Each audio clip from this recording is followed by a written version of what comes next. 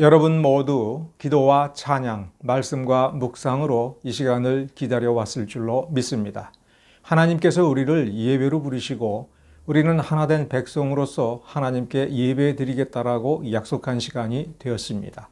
그러므로 기독교 한국 침례회 진리교회 회중과 랜선으로 함께하는 모든 이들은 우리 하나님 아버지의 사랑과 주 예수 그리스도의 은혜와 성령의 교통하심으로 말미암아 하나가 되어 신령과 진정으로 주일 예배를 드리겠습니다. 다 같이 사도신경으로 신앙 고백하시겠습니다. 전능하사 천지를 만드신 하나님 아버지를 내가 믿사오며 그 외아들 우리 주 예수 그리스도를 믿사오니 이는 성령으로 잉태하사 동정녀 마리아에게 나시고 본디오 빌라도에게 고난을 받으사 십자가에 못 박혀 죽으시고 장사한 지 사흘 만에 죽은 자 가운데서 다시 살아나시며 하늘에 오르사 전능하신 하나님 우편에 앉아 계시다가 저리로서 산 자와 죽은 자를 심판하러 오시리라. 성령을 믿사오며 거룩한 공회와 성도가 서로 교통하는 것과 죄를 사하여 주시는 것과 몸이 다시 사는 것과 영원히 사는 것을 믿사옵나이다. 아멘. 다 같이 성시교독은 새교독문 8번입니다. 새교독문 8번. 어리석은 자는 그의 마음에 이르기를 하나님이 없다 하는도다. 그들은 부패하고 그 행실이 가증하니 선을 행하는 자가 없도다. 여호와께서 하늘에서 인생을 굽어 살피사 지각이 있어 하나님을 찾는 자가 있는가 보려 하신즉 다 치우쳐 함께 더러운 자가 되고 선을 행하는 자가 없으니 하나도 없도다. 죄악을 행하는 자는 다 무지하니 그들이 떡 먹듯이 내 백성을 먹으면서 여호와를 부르지 아니하는도다. 그러나 거기서 그들은 두려워하고 두려워하였으니 하나님이 의인의 세대에 계심이로다. 너희가 가난한 자의 계획을 부끄럽게 하나 오직 여호와는 그의 피난처가 되시도다. 이스라엘의 구원이 시온에서 나오기를 원하도다. 여호와께서 그의 백성을 포로된 곳에서 돌이키실 때에 야곱이 즐거워하고 이스라엘이 기뻐하리로다. 아멘. 다 같이 기도하겠습니다. 은혜가 많으신 하나님 감사드립니다. 오늘도 우리 아버지 하나님께서 예배를 받으시기를 원하기에 우리 주 예수 그리스도의 구원과 성령의 도우심으로 말미암아 하나가 된 우리는 그리스도 예수의 몸된 교회로 모여 이렇게 예배를 드립니다. 말씀이 우리 가운데에 소통하고 우리 가운데에 중심이 되고 우리의 살과 피에 힘과 능력을 줄 뿐만 아니라 아버지 앞에 서는 데에 우리가 절대적으로 의존할 우리의 거룩함이 되니 감사드립니다. 이 시간 주의 말씀으로 우리를 거룩하게 하여 주시옵소서. 이 예배를 거룩한 예배가 되게 하여 주시옵소서. 그리하여 우리의 부족함을 채워 주시옵소서. 우리의 연약함을 우리 아버지 하나님께서 채워서 강건하게 하여서 강건한 예배가 되게 해주시고 아버지 하나님을 영화롭게 하는 데에 우리가 더욱 나아가게 하여 주시옵소서. 이 예배로 말미암아 우리의 인생이 더욱 새로워지고 하나님을 영화롭게 하는 삶이 더욱 놀랍게 계속되기를 간절히 원합니다. 우리 주 예수 그리스도의 구원의 능력이 항상 우리와 함께 하여 주시고 성령께서 항상 우리와 함께 하여서 우리를 도와주시고 이끌어 주시어서 그릇된 길로 가지 않게 하여 주시옵소서. 항상 깨달음을 얻게 하여 주시옵소서. 주의 말씀을 항상 이루게 하여 주옵시기를 간절히 바라며 우리 주 예수 그리스도의 이름으로 기도드렸습니다. 아멘. 이 시간 말씀은 사무엘상 3장 13절서부터 18절입니다. 사무엘상 3장 13절서부터 18절을 개역 한글 성경으로 제가 읽어드리겠습니다. 내가 그 집을 영영토록 심판하겠다고 그에게 이른 것은 그의 아는 죄악을 인함이니 이는 그가 자기 아들들이 저주를 자청하되 금하지 아니하였음이니라. 그러므로 내가 엘리의 집에 대하여 맹세하기를 엘리 집의 죄악은 제물이나 예물로나 영영이 속함을 얻지 못하리라 하였노라. 사무엘이 아침까지 누웠다가 여호와의 집 문을 열었으나 그 이상을 엘리에게 알게 하기를 두려워하더니 엘리가 사무엘을 불러 가로되 내 아들 사무엘아 하니 대답하되 내가 여기 있나이다. 가로되 내게 무엇을 말씀하셨느냐 청하노니 내게 숨기지 말라. 내게 말씀하신 모든 것을 하나라도 숨기면 하나님이 내게 벌을 내리시고 또 내리시기를 원하노라. 사무엘이 세세히 말하고 조금도 숨기지 아니하니 그가 가로되 이는 여호와 신이 선하신 소견대로 하실 것이니라 하니라. 아멘. 하나님의 말씀이 무엇인지 우리는 늘 조심스럽게 생각을 해야 됩니다. 하나님의 말씀, 즉 기록된 66권 성경 말씀이 그 자체가 무엇인가를 우리는 정확하게 알아야 됩니다. 정확하게 알아야 한다는 것은 그 문장과 내용이 무엇을 우리에게 가르치는지를 꼼꼼하게 살펴서 알아야 한다는 그 정도 수준을 훨씬 뛰어넘습니다. 태도의 문제입니다. 우리가 말씀을 읽고 해석하지만 이 성경 말씀, 즉 하나님의 말씀은 우리 손에 붙잡혀 있어서 우리가 원하는 대로 마음대로 펼쳤다 덮었다 그렇게 볼 수 있기도 하지만, 그리고 우리의 능력과 지성을 다하여 성경 말씀을 해석하지만, 성경 즉 하나님의 말씀은 우리가 손에 붙들고 우리 마음대로 쥐락펴락할 수 있는 그런 대상물이 아니고 우리의 능력으로 해석하는 어떤 대상물이 아닙니다. 성경은 세상의 유일하고 독보적인 책입니다.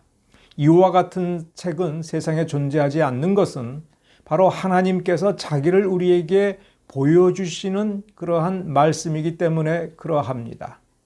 성경이 무엇을 우리에게 가르치는가를 정확하게 알아야 한다는 것은 우리가 원하는 대로 해석해도 되고 우리가 원하는 대로 적용해도 된다는 것이 아니라 하나님께서 우리에게 주시는 말씀을 삼가하는 태도로 성경이 우리에게 들려주시는 그 말씀이 살아있고 영원하시고 거룩하시고 위엄이 있는 하나님의 말씀을 듣는 그 경청하는 자세로 그 말씀을 듣는, 그래서 그 말씀에 의하여 우리가 해석이 되고 우리에게 깨우쳐 주는 것을 있는 그대로 받아들이는 그런 자세가 우리 몸에 그대로 익혀져야 하는 것입니다. 하나님의 말씀이 우리에게 생명의 말씀이라고 한다면 우리는 조금도 소홀한 태도로 이 말씀을 대해서는 안 될 것입니다. 믿음이란 무엇입니까? 하나님이 살아계시고 예수 그리스도가 우리의 구세주라는 사실을 믿고 고백하는, 사실을 사실대로 인정하는 그 정도가 우리의 믿음이 아닙니다. 우리의 믿음은 이 말씀을 통해서 말씀하시는 하나님을 뵙고 그의 위엄과 영광을 감히 우리가 넘보지도 못하고 다가갈 수도 없는 그것 때문에 떨고 두려워하면서 그 말씀을 경청하고 그 말씀에 우리를 복종시키는, 그것이 하나님의 말씀을 정확하게 보는 기본적인 자세인 것입니다. 그런 자세로서의 믿음을 성경이 우리에게 가르쳐주고 있다고 하는 것을 우리는 항시 명심하고 있어야 하는 것입니다.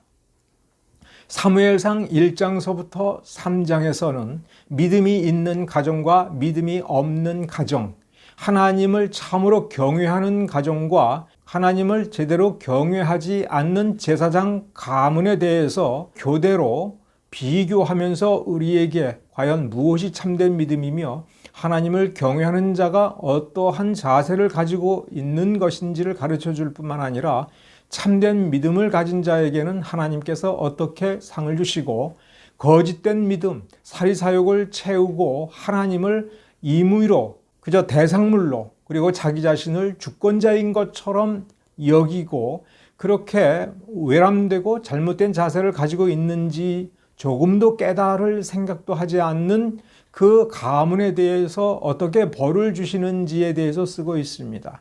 그런 점에서 하나님은 공평하신 분입니다.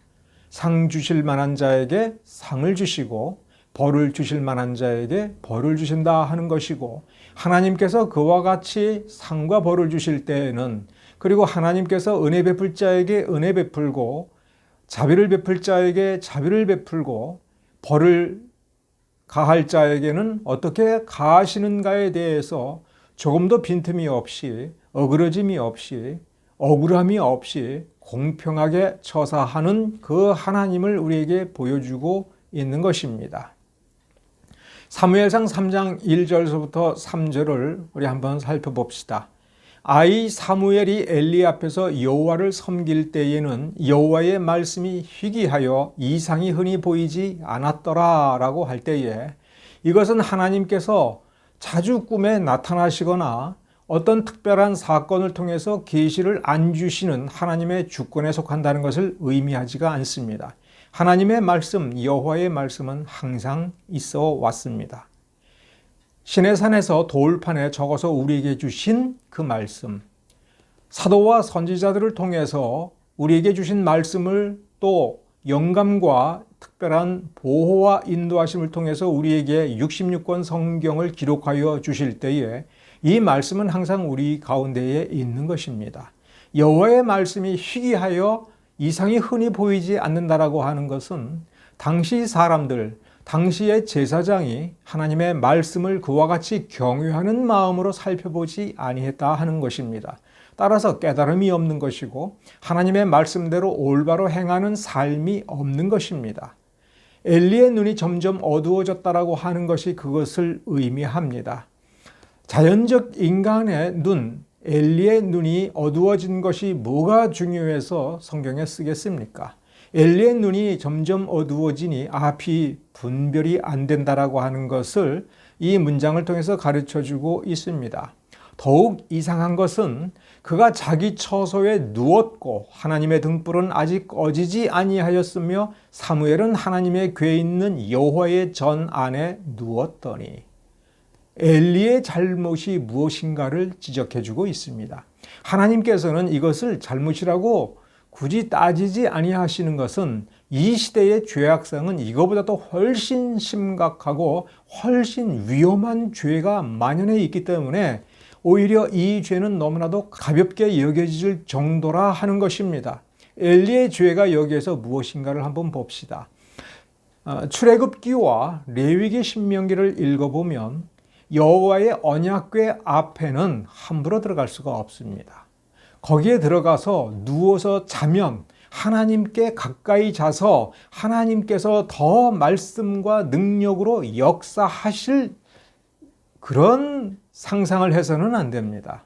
여호와궤 앞에서는 사람이 쉬어서도 안 되고 누워서도 안 되는 겁니다. 여호와를 섬기기 위한 제사장 옷 밑에 달아놓은 방울이 쉴 새 없이 날랑거려야 그가 참으로 사는 것입니다. 엘리가 아니라 사무엘이 하나님의 언약궤 있는 곳에 그 전 안에 누웠다니, 이 2절과 3절을 읽어보면 이 실로에 있었던 이때 당시에 과연 하나님의 성막이 출애굽기에서 가르쳐 주신 그대로의 성막이 건설되고 그게 유지되고 있는지 의심스럽습니다. 왜냐하면 그 2장에서도 그리고 3장에서도 보면 그 하나님의 궤에 있는 여호와의 전에 누워 있을 때, 사무엘이 여호와의 궤 앞에 누워 있을 때에 하나님께서 사무엘아 사무엘아 이렇게 부르셨을 때 사무엘은 마치 엘리가 자기를 부르는 것처럼 생각하여 엘리에게 달려갔습니다. 그것은 엘리가 누워 잠자는 처소가 언약궤에서 가까웠다는 것을 의미하는데, 원래 출애굽기의 제도에 의하면 이 여호와를 섬기는 제사장이 누워서 잠자면서 쉬는 곳이 이 성막 안에는 없는 것입니다. 이 성막 안의 안마당에는 번제를 드리기 위한 제단이 있고 땔감을 쌓아놓는 것이 있고 많은 사람들이 왔다 갔다 하니까 아무리 밤중이라 하더라도 사면이 조용하다 하더라도 여호와의 성막 저 바깥에 제사장의 처소에 누워서 있을 때 이게 쉽게 달려갈 수 있는 거리는 아닌 것입니다. 그런데 엘리는 가서 자고 사무엘은 하나님의 언약궤에 있는 곳, 그래서 언약궤를 성막을 섬기다가 거기에서 지쳐 잠들었다면, 그리고 1절에 분명히 아이 사무엘이라고 했다면 이 자리는 원래 누구의 자리냐? 엘리의 두 아들, 장성한 두 아들, 제사장으로 섬기는 두 아들이 있어야 될 곳입니다. 밤을 지새우며 여호와의 등불이 꺼지지 않도록 그 심지를 돌보고 기름을 점검하는 일을 끊임없이 해야 될 책무가 이 엘리와 엘리의 두 아들에게 있지 아직 아이에 불과한 이 사무엘에게 있는 것이 아닌 것입니다. 사무엘의 성품을 또 한번 살펴봅시다. 5절과 9절, 5절에서부터 9절에 보면 하나님께서 사무엘을 부를 때에 이 사무엘은 아이였는데 그 부르는 소리가 엘리가 부르는 소리인 줄 알고 냉큼 달려갑니다. 한 번 달려가고 두 번 달려가고 이렇게 거듭거듭 달려가는데 사무엘은 조금도 불평하지 않습니다. 마치 자기가 마땅히 부름받을 때에는 아무리 깊은 잠을 자더라도 벌떡 일어나서 뛰어가고 그것을 몇 번이라도 가야 마땅한 것처럼 삼가하는 태도로 엘리에게 복종하고 있습니다. 그것은 반대로 엘리의 두 아들은 아버지의 말에도 복종하지 않고 하나님의 말씀에도 복종하지 않는다라고 하는 것을 또한 가르쳐 줍니다. 우리가 하나님께서 특별히 경고하실 때에만 경고가 있는 줄로 생각합니다. 하나님께서 내게 특별히 어떤 계시에 말씀을 주시고 환상 중에 나타나시고 특별한 기적적인 어떤 현상을 일으키시고 우리에게 다가올 때에 우리 각자가 특별한 계시를 받는 것으로 생각하고 있습니다. 그러나 그렇지 않습니다. 하나님의 말씀이 항상 우리와 함께 있습니다. 책의 형태로 우리 곁에 있을 때 그것은 분명히 하나님의 말씀입니다.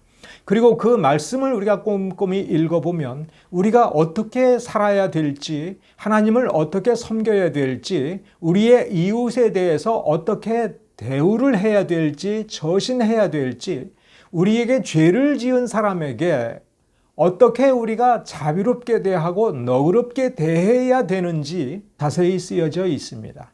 그 계명들은 우리에게 주시는 말씀입니다. 항상 살아있고 역사하는 말씀입니다. 시내산에서 유대인들에게 주신 그 율법의 말씀은 오늘날 우리에게 하나님 자신을 알려주는 깨우침의 말씀입니다. 그 말씀에 약속이 담겨져 있다고 해서 그 약속만 우리에게 약속되어진 것이 아닙니다.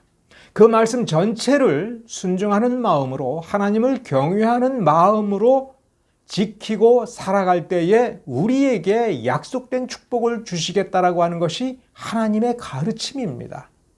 우리가 하나님의 말씀을 소홀히 하면 벌을 주시겠다라고 하는 것 또한 약속되어 있습니다. 어떤 특별한 명령을 주시고 그 명령을 하면 내가 네게 상을 주겠다라고 하는 것은 특별하지만 그것보다도 더 위대한 것은 일반 명령입니다. 66권 성경 그 자체가 우리에게 주시는 명령이며 그 자체가 우리에게 주시는 경고인 것입니다.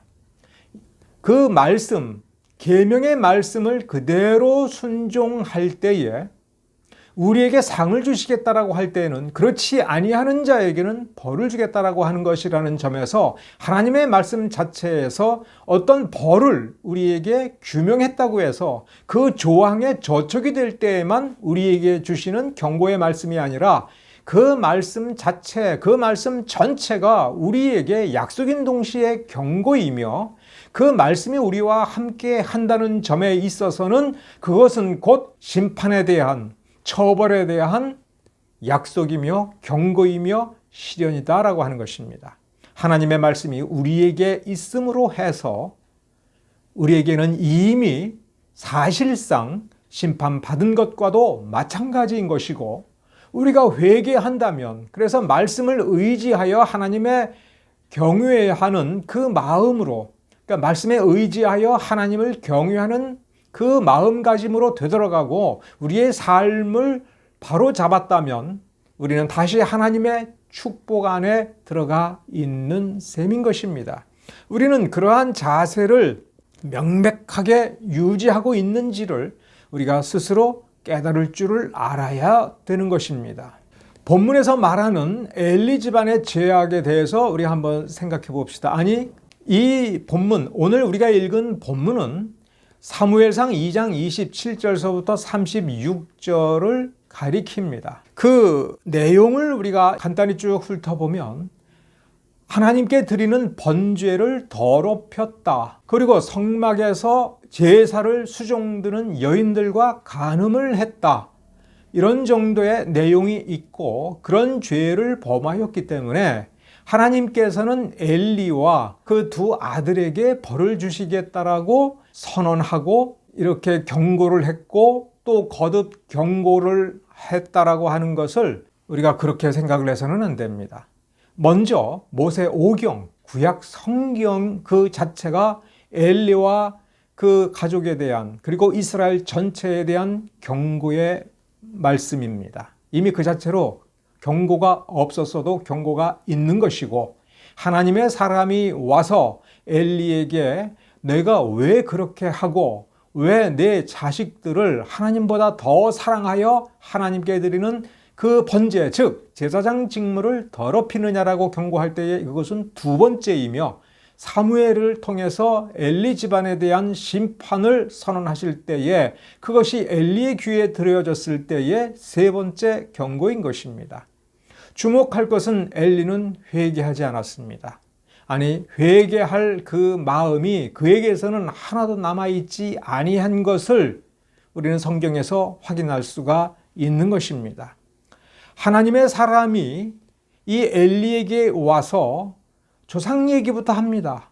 여호와의 말씀에 너희 조상의 길이 애굽에서 바로의 길에 속하였을 때에 내가 그들에게 나타나지 아니하였느냐라고 하는 것을 엘리는 스스로 깊이 깨달아야 됩니다.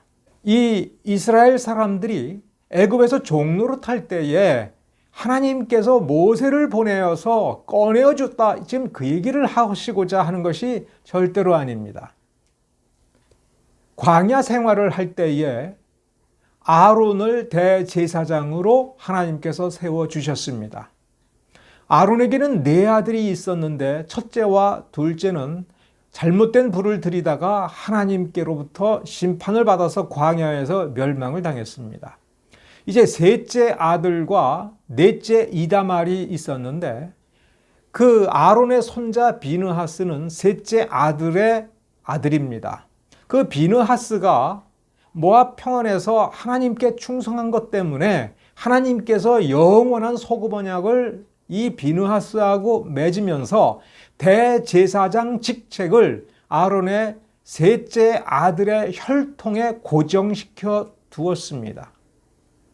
그렇다면 지금 이 시대에 엘리가 아니라 그 엘르아살과 비느하스의 후손들이 대제사장 역할을 하면서 이 실로의 성막을 지키고 하나님께 드리는 번제 전체를 주관하고 통솔을 했어야 마땅한데 어찌된 영문인지 이다말의 후손인 이 엘리가 마치 대제사장의 역할처럼 이 자리를 차지하고 있는 것입니다. 하나님께서 비느하스의 후손에게 대제사장직을 주겠다, 참된 제사장직을 주겠다 하지만 그 자리를 이다말의 후손인 엘리가 차지할 때 하나님께서는 그걸 너그럽게 그냥 받아주셨습니다. 이것만 생각해 본다면 엘리와 그 두 아들은 하나님께 얼마나 충성을 하고 하나님을 얼마나 사랑했어야 마땅합니까? 그럼에도 불구하고 자기 자식들이 하나님께 드리는 번제를 회방하고 망가뜨려서 백성들에게 참된 경외심을 가르쳐 주지는 못할 망정 하나님께 드리는 제사와 하나님께 드리는 거룩한 종교를 소홀히 여기고 무시하고 멸시하는 지경에까지 이르렀던 것입니다. 그것을 내버려둔 백성들의 잘못도 있지만 무엇보다도 자식을 가르치지 못한 엘리의 죄가 또한 있습니다. 엘리의 진짜 큰 죄는 무엇입니까? 사실 자식을 못 가르친 죄가 아닙니다. 자식들을 더 이상 가르칠 수 없고 자식들은 하나님께 드리는 제사를 온전하게 드리는 그 헌신의 뜻을 두지 않고 사리사욕을 채우는 데만 관심을 기울이고 음란하며 다른 많은 사람들을 실족하게 한다는 것을 알면서도 그 자리를 막지 못했습니다. 아니, 막지 아니했습니다. 사랑하는 자신의 자식들이 굶어 죽을까 봐 이 제사장 직분을 행하지 못하고 그래서 편하게 수익을 얻지 못하게 될 일이 걱정스럽고 심지어 그 제사장 직분을 대를 이어서 자신의 손자로 증손자로 이어지는 것을 더 확실하게 하고 이 직분을 아론의 셋째 아들의 계열 비느하스의 후손에게 되돌아가는 것을 두려워했다 하는 것입니다. 그러면 똑바로 해야죠.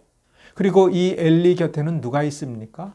충성스럽고 경외심이 풍부한 사무엘이 있습니다. 사무엘은 엘가나와 한나의 자식이지만 평생토록 여호와께 나시린으로 드려서 제사장처럼 살도록 하여 이 엘리 가문에 아예 젖을 뗄 때부터 맡겨졌으니 엘리는 사무엘의 친아버지보다도 더 귀한 아버지이며 엘리가 가르치는 대로 사무엘은 복종하는 사람입니다. 사무엘이 있었고 또 다른 혈족들이 분명히 있었을 것입니다.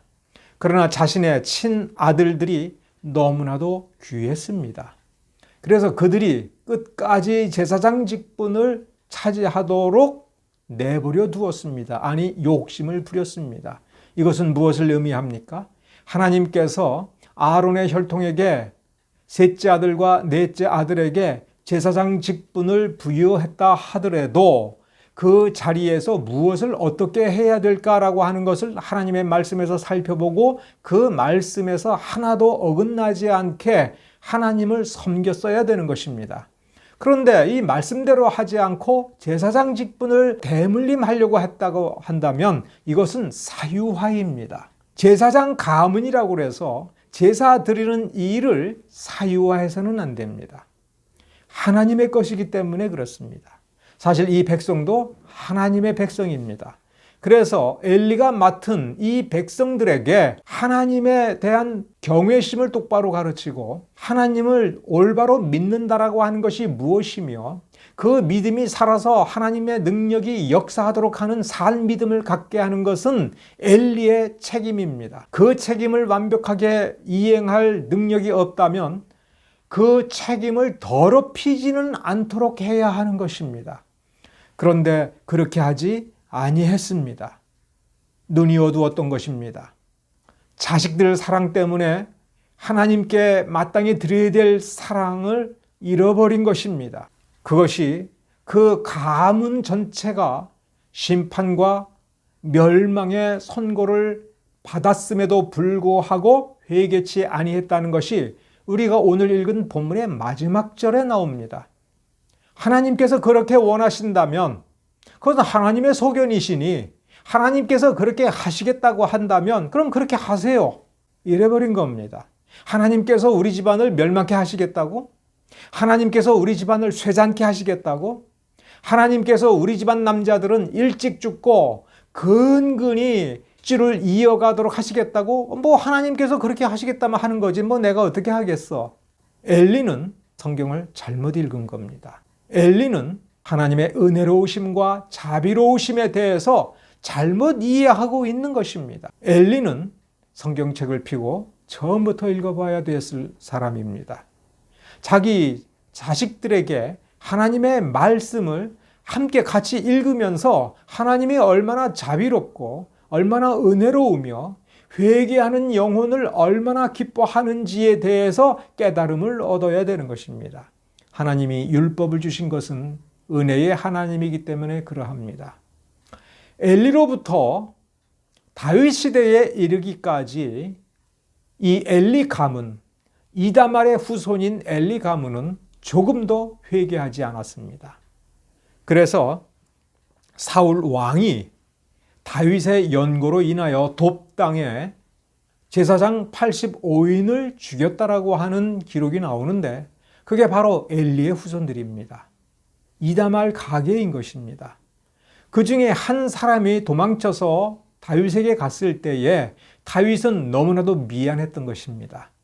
골리앗의 칼을 다윗에게 넘겨주고 떡덩이를 다윗에게 주었기 때문에 돕당의 제사장 85인이 죽고 그 집안에서 단 한 사람의 제사장만 살아남은 것이 너무나도 미안해서 그를 제사장으로 남겨두고 그를 나중에 언약궤를 다윗성에 가져다 놓고 제사장들을 24반차로 나눌 때에 그 돕당의 제사장의 마지막 남은 후손을 대제사장 사독과 더불어서, 즉 비느하스의 후손 사독과 더불어서 대제사장으로 나란히 세워 두었습니다.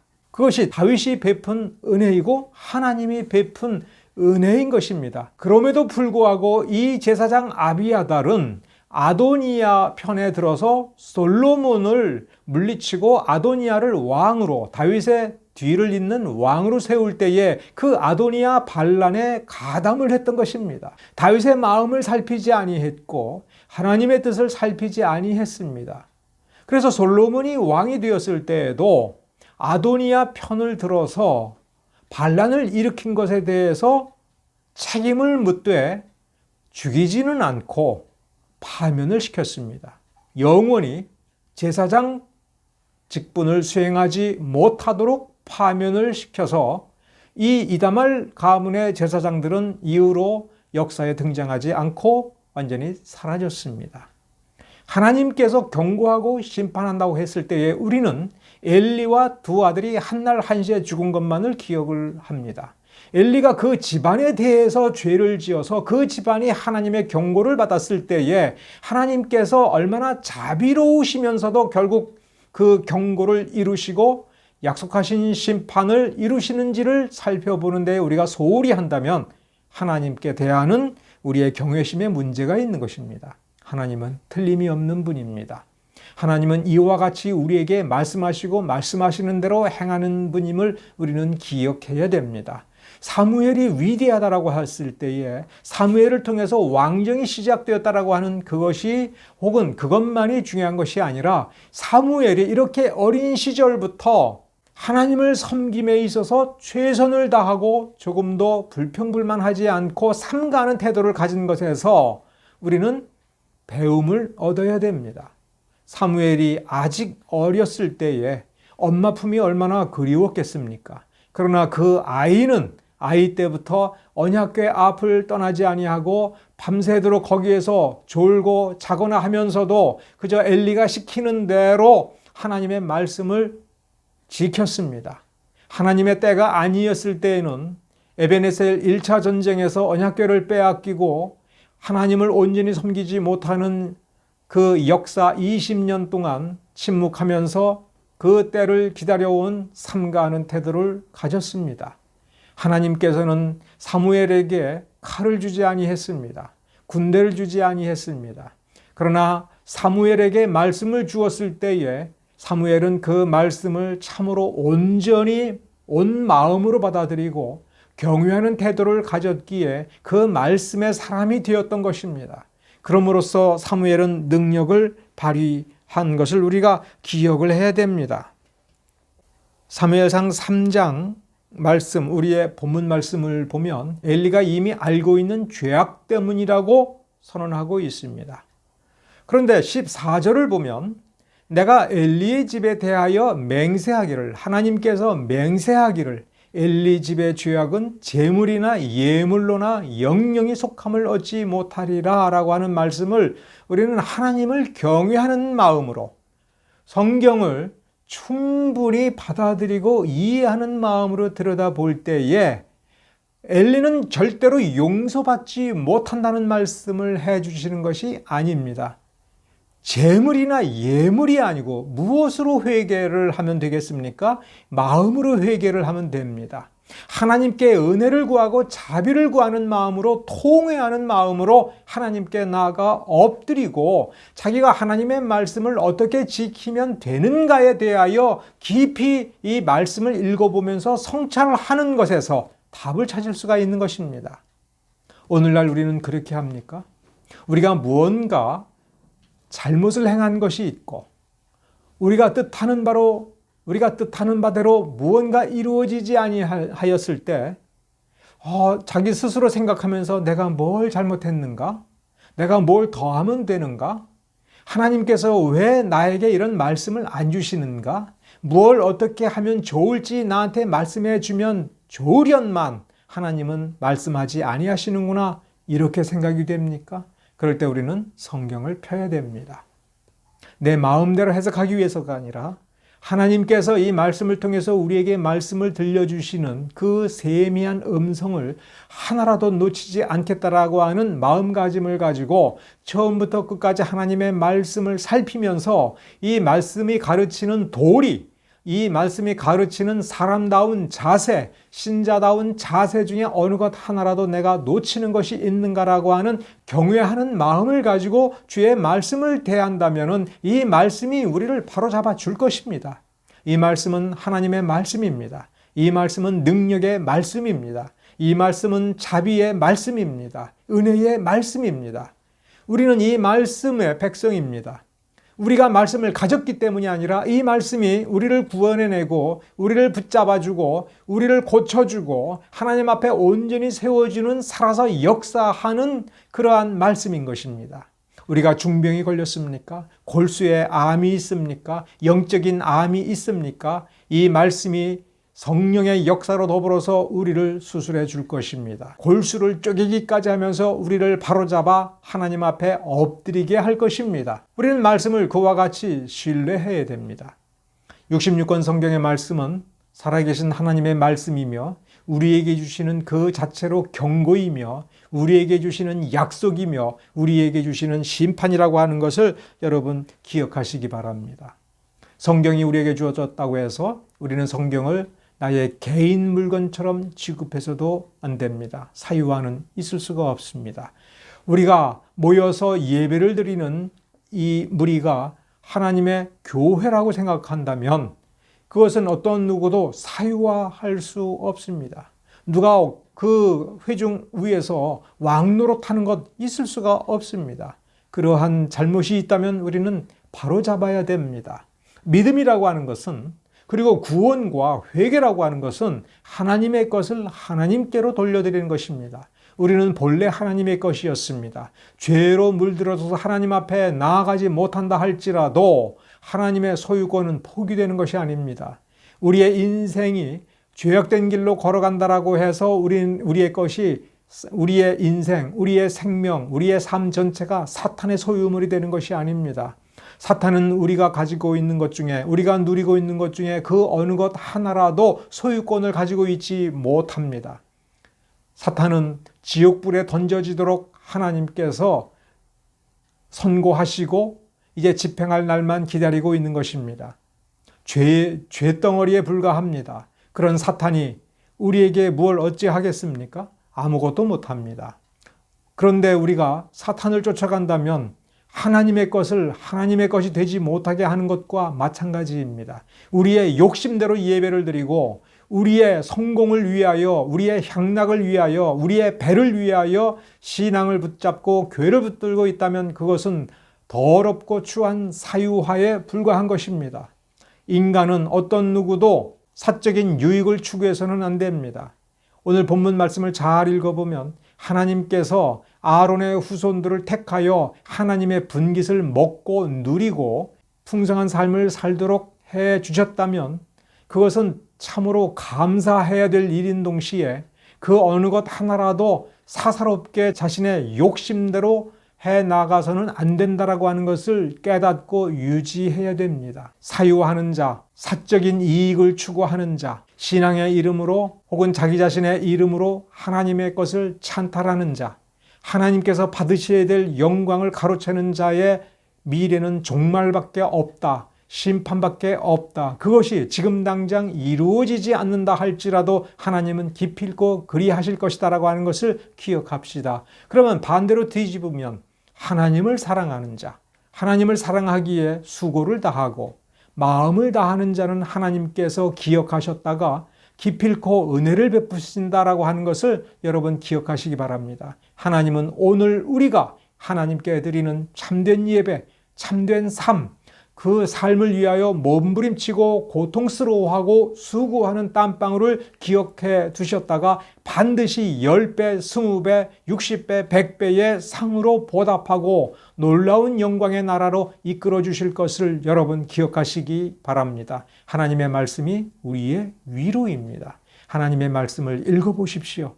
하나님의 말씀을 하나님을 경외하는 마음으로 경청하는 마음으로 들여다본다면 한 구절 한 구절 모든 구절이 우리에게 주시는 능력의 위로의 말씀이라고 하는 것을 여러분 기억하십시오. 그 말씀에 편히 되십시오. 그 말씀에 이끌리십시오. 그 말씀에 사로잡히시기를 간절히 바랍니다. 기도하겠습니다. 사랑과 은혜가 많으신 하나님 감사드립니다. 우리가 부족하고 연약합니다. 우리가 별 볼 일 없는 존재입니다. 먼지로 돌아가도 할 말이 없는 죄악의 덩어리입니다. 그러한 우리를 사랑하시어서 예수 그리스도를 십자가에 달려 죽게 하시고 그 생명의 공로를 우리에게 주시어서 거룩한 삶을 살게 하셨습니다. 내 생명 다시 하나님의 것이 되었습니다. 하나님을 섬기게 되었습니다. 하나님을 섬기는 그 삶에서 그 바른 길에서 조금 더 어그러지지 아니하고 조금 더 잘못된 길로 가지 아니하고 끝까지 똑바로 걸어갈 수 있도록 주님 우리를 인도하여 주시옵소서. 우리의 마음을 지키게 하여 주시옵소서. 우리가 우리의 마음을 하나님을 향하여 기울어지고 하나님을 향하여 달려가는 그 방향과 그 자세가 흐트러지지 않도록 내가 최선을 다할 때에 주님 은혜로 상을 주시고 위로해 주시고 이끌어 주시기를 간절히 바랍니다. 이 모든 것을 우리 주 예수 그리스도의 이름으로 기도드렸습니다. 지금은 우리 주 예수 그리스도의 은혜와 하나님 아버지의 사랑과 성령의 교통하심이 영원토록 함께 할지어다.